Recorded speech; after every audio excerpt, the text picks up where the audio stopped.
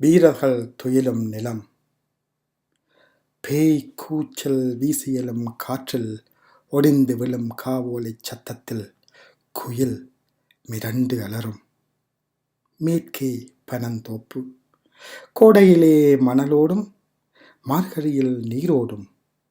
ஓடும் ஒரு வெள்ள வாய்க்கால் தெற்கே திசை நீள.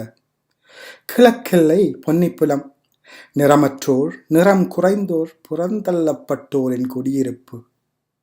செம்மண் தரையும் வயலும் வடக்கே.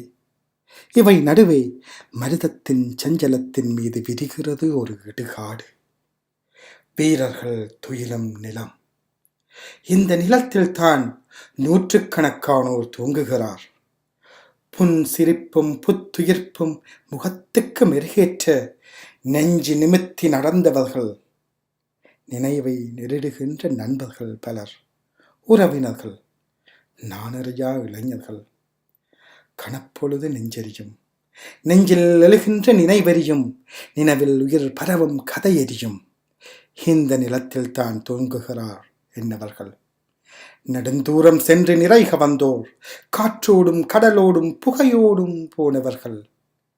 போக மீந்து கிடந்த உடலங்கள் கொண்டு வந்து எட்டு புதைத்து எடுத்த நடுகளின் எட்டுப்புறமும் உறைந்திருக்கும் ஆத்மா என்கிறார்கள்.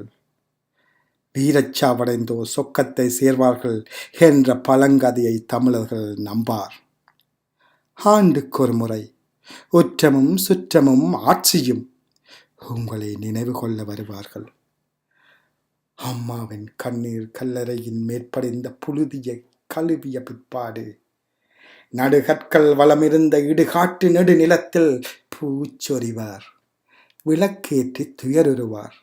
வீரம் விளைந்த கதை விம்மி விம்மி சொல்லி நெஞ்சு நிகழ்வார்கள். எதை நினைத்தோம், எதை மறந்தோம்? நம்பாதே வார்த்தைகளை முற்றாக. வீரர்களுள் மாற்றானின் படைவலியை சிதைத்தவர்கள் உள்ளார்கள். அப்பாவி மக்களது சிடமறிந்து முளையறிந்து குருதி முகம் நனைய இடவிரவாய் முகம் துடைத்து வழிமாற்றி மொழி மாற்றி விழி மாற்றி வெற்றியோடு மீண்டவரும் உள்ளார்கள். மாவீரம் தியாகத்தின் மறுபக்கம் இது. இவையெல்லாம் காதோடு காதாக வாய்மொழியில் வாழுகின்ற சத்தியங்கள்.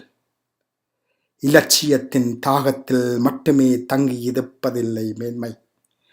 வெற்று வார்த்தை பந்தலிலேயும் நினைவை சோடித்து தெரு தெருவாய் பாடி வைத்த யுத்த பரணி எல்லாம் செத்த வீட்டு வாசலிலே வெட்டியிட்ட வாழைகளாய் நாளெல்லாம் நாளாம் நாள் உதிர்கிறது, ஞாபகமும் தொலைகிறது. சங்கிலியனின் உடைவாளில் படிந்த குழந்தைகளின் இரத்தத்தில் என் கனவு கரைகிறது. ராஜராஜ சோழன் துவம்சம் செய்த கற்பிணி பெண்களின் அவல விழிகளில் வரலாறு தற்கொலை செய்கிறது. தஞ்சை பெருங்கோயிலின் கீழ் புதையுண்ட எலும்பு கூடுகளின் துயரில் என் கவிதை நனைகிறது. வரலாற்றில் வீரர்கள் இல்லை. நம்பாதே வார்த்தைகளை முற்றாக, நம்பாதே வார்த்தைகளை முற்றாக. காலத்தின் சந்நிதியில் மாசகற்றிய வீரத்தின் கதை சொல்ல காத்திருக்கிறேன். இருப்பையும் இறப்பையும் இழப்பையும் அப்போது பாடுவேன்.